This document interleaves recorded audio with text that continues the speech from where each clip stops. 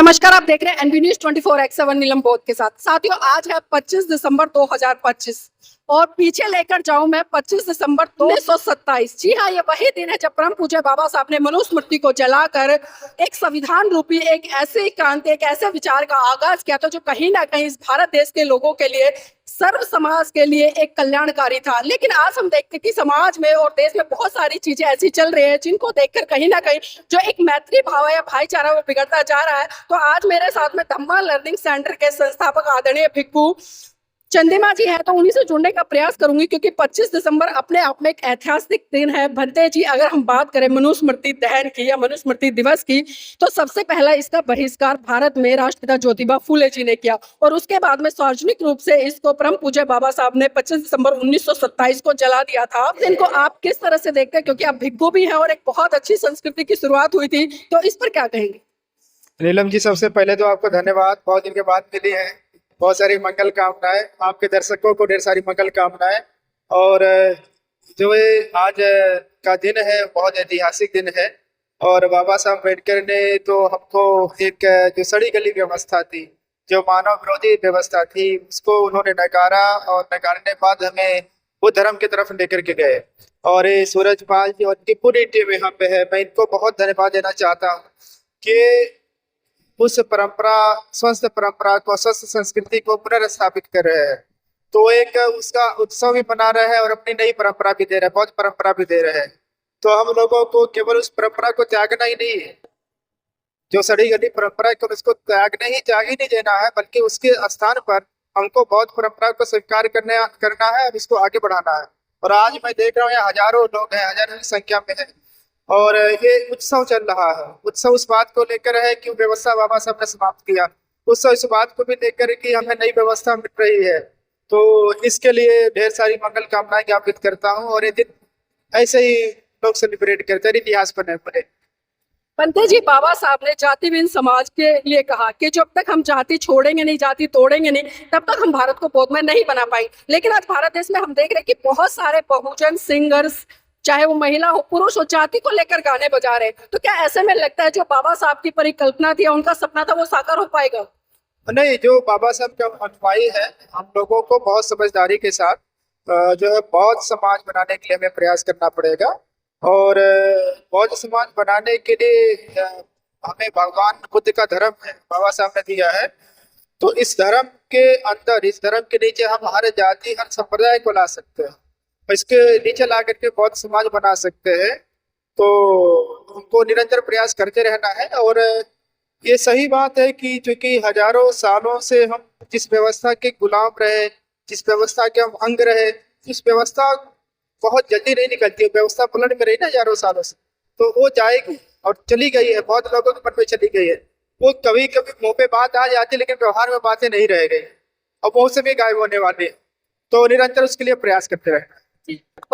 बंते जी, भगवान बुद्ध ने एक से बढ़कर एक सिद्धांत दिया मानव कल्याण के लिए, लेकिन आज बहुत सारे ऐसे लोग हैं जो उन कल्याणकारी रास्ते पर नहीं चल रहे, उनकी बातों को मनोसात नहीं कर रहे। और बहुत सारे लोगों ने तो जो भगवान बुद्ध है उनके सामने महात्मा जैसे शब्दों को लगा दिया। तो इसको किस तरह से देखते हैं? जो ये थोड़ी सी अभी उनके पास अध्ययन नहीं है, बौद्ध संस्कृति की समझ नहीं है। और जैसे जैसे बौद्ध संस्कृति को समझेंगे, बौद्ध साहित्य को पढ़ने लगेंगे, वो परत दर परत खुलती जाएगी, चीजें स्पष्ट होती जाएगी और लोग फिर बौद्ध शब्दों का, बौद्ध आइडियोलॉजी का उसको उपयोग में लाएंगे, उसका प्रचार प्रसार करेंगे। आज के दिन पर बंते जी क्या मैसेज देंगे? नीलम जी, आज का तो यहाँ इस कार्यक्रम के माध्यम संदेश जा रहा है। बस यही संदेश है कि उत्सव चले और जिस जिस संस्कृति में उत्सव रहता है वो संस्कृति बहुत आगे जाती है। तो हमारे भी बौद्ध संस्कृति में बहुत सारे उत्सव वाले दिन है, तो उत्सव मने और संस्कृति आगे बढ़े। अपने उत्सव की तरफ बढ़ना चाहिए, अपनी संस्कृति की तरफ बढ़ना चाहिए। उत्सव में बच्चे भी आते हैं, महिलाएं भी आते हैं, बूढ़े लोग आते हैं, नौजवान लोग आते हैं, सब उत्सव में शामिल होते हैं।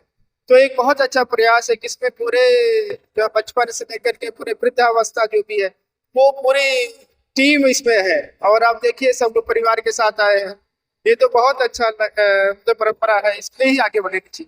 मुझे बहुत अच्छा लगा आपसे मिलकर, बहुत दिन बाद मुलाकात हुई है। तो इसी कड़ी मेरे साथ में सूरजपाल राक्षस जी भी हैं, उनसे भी जानने का प्रयास करूंगी क्योंकि उनकी अध्यक्षता में कार्यक्रम हो रहा है। आदरणीय जी, ये बताइए कि किस तरह के जब हम कार्यक्रम करते हैं बहुत सारी समस्याएं भी आती हैं, बहुत सारी समस्याओं को फेस करना पड़ता है, तो आप लोगों ने इतना विशाल कार्यक्रम कैसे कर लिया? हमने तमाम आलोचनाओं को झेला है और उनको आलोचना समझ के खाया है। तमाम नेगेटिव लोग भी होते हैं, लेकिन समाज हमेशा ही प्यार देता है। तमाम लोगों का बेहद प्यार मिला है और वो जो पूरी टीम की जो मेहनत थी वो रंग लाई और इनके जो भी दर्द थे आज सारे दूर हो गए। अच्छा आदरणीय जी, हम देखते थे कुछ साल पहले ये बहुत ही भव्य विशाल कार्यक्रम होता था, पूरा पंडाल भर जाता था, रोड तक भीड़ इकट्ठी हो जाती। लेकिन हम देख रहे हैं कि जैसे जैसे बहुजनों की संख्या भी बढ़ रही है, क्रांति भी आ रही है लोगों में, लेकिन जो एक काम होना चाहिए, ये एक वैचारिक आंदोलन होना चाहिए, वो नहीं हो पा रहा, तो कमियां कहाँ रह जाती? नहीं, ऐसा नहीं है। अभी आपने मंत्री जी को भी सुना होगा, गति स्लो जरूर है लेकिन सही दिशा में है। जब दिशा सही होती है तो मंजिल की तरफ बढ़ता हुआ हर कदम मूल्यवान होता है। संख्या भी कम नहीं है और तरक्की भी कम नहीं है। ये पंडाल तो बड़ा हो गया ना, लोग ज्यादा आ रहे हैं ना, तो बस। और आज जिगर और बड़ा हो जाए थोड़ा जिगर जो है ना, हमारे लोगों को सही जगह दान देना है। जब वो सही दान देंगे तो ये और बहुत बड़ी चीजें होंगी। अभी बुलंदशहर प्रोग्राम हो रहा है, तुम्हारे मथुरा में आज के दिन बौद्ध महोत्सव हो रहा है, इटावा में बौद्ध महोत्सव हो रहा है। और ये बौद्ध महोत्सव जो है हमारी संस्कृति का पुनर्जागरण का परिचायक है। बाबा साहब डॉक्टर अम्बेडकर जी ने आज ही के दिन 25 दिसंबर 1927 में जब उन्होंने मनुस्मृति को ठुकराया था, उसको जलवाया था, तब उन्होंने कहा था कि अब हम जो है इसकी राख पे जो बौद्धिज्म है उसका पुनर्जागरण का काल से शुरू हो जाएगा। एक अकेले अम्बेडकर इस भारत देश के लोगों को बौद्ध धर्म देंगे, संविधान देंगे, आरक्षण देंगे, बहुत सारे सुख सुविधाएं देंगे, लेकिन आज तमाम के इतने पढ़े लिखे बुद्धिजीवी लोग हैं, लेकिन कहीं ना कहीं हम देखते हैं कि जो चीजें मिलनी चाहिए थी वो नहीं मिल पा रही। जी, बाबा साहब डॉक्टर अम्बेडकर भारत के भाग्य विधाता है एक लाइन में। और बाबा साहब डॉक्टर अम्बेडकर जी का जो कारवा है ये दिन दिन बढ़ रहा है। सरकार आती रहेंगी जाती रहेंगी, हमारे लोग बाबा साहब को याद करके उनके विचारों पर चल के इस देश को फिर से गौरवशाली बनाएंगे, फिर से सोने की चिड़िया बनाएंगे, फिर से महान भारत बनाएंगे। तो देखिए, वास्तव में जरूरत है आज संगठित होने की, और जैसे ही भारत के लोग, खासकर बौद्ध लोग और अम्बेडकरवादी लोग संगठित हो जाएंगे तो मैं फिर से कह सकती हूँ गारंटी के साथ